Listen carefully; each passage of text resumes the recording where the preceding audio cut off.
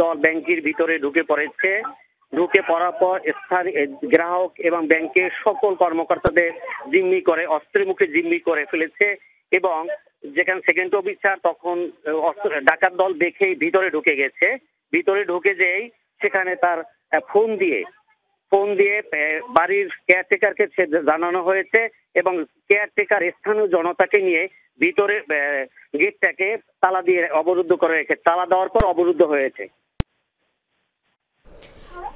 আর ভিতরে তো কর্মকর্তা ও কর্মচারীরা রয়েছেন, তাদের কি অবস্থা এবং কোনো গ্রাহক ছিল কিনা সে সময়?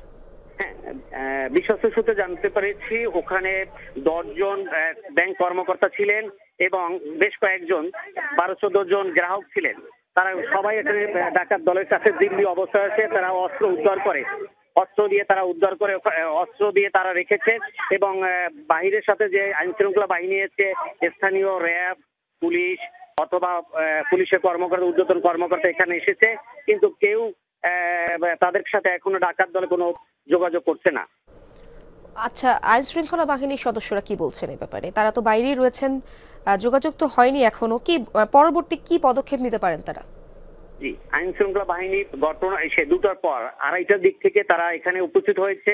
প্রথম এসেছে পুলিশ আসার পর র্যাব এসেছে, ডিবি এসেছে সব, এবং ঢাকা থেকে কর্মকর্তা, আইন শৃঙ্খলা বাহিনী কর্মকর্তা এখানে উপস্থিত হয়েছে। তাদের কাছে আমি জানতে পেরেছি এবং তারা বলেছে যে যেহেতু তারা ওখানে রয়েছে তাদের সাথে আমরা যোগাযোগ করার চেষ্টা করেছি।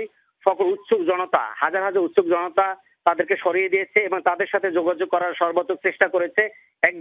বিশ্বস্ত সূত্রে একজন বলেছে সে তাদের সাথে যোগাযোগ হওয়ার চেষ্টা করেছে, তবে বলেছে এটা যে তারা যে ব্যাংকের ভিতর যে কিছু টাকা পয়সা তাদের ব্যাগের ভিতরে রয়েছে, সেই ব্যাগ এবং তারা ব্যাগের টাকা পয়সা এবং তারা নিরাপদে যাওয়ার জন্য আইন শৃঙ্খলা বাহিনীর সাথে কথা বলার চেষ্টা করেছে বা কথা বলেছে, এতটুকু আমি জানতে পেরেছি।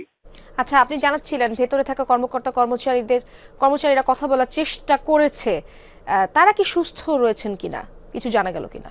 হ্যাঁ, তবে একজন বলেছে যে ব্যাংকের সেকেন্ড অফিসার, উনি বলেছেন ভিতর থেকে, যেহেতু উনি বোল্টের ভিতরে, যখনই ডাকাত দল ভিতরে ঢুকেছে তখন বোল্টের ভিতরে উনি ঢুকে গেছে, ওখান থেকে ফোনে যোগাযোগ করতে।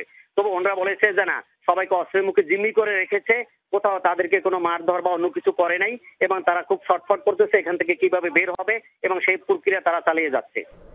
আচ্ছা, প্রত্যক্ষদর্শী যারা রয়েছেন তারা কি বলছেন? ডাকাত দলের হাতে কি ভারী কোনো অস্ত্র রয়েছিল কিনা এবং ব্যাংকের নিরাপত্তা ব্যবস্থা কেমন ছিল?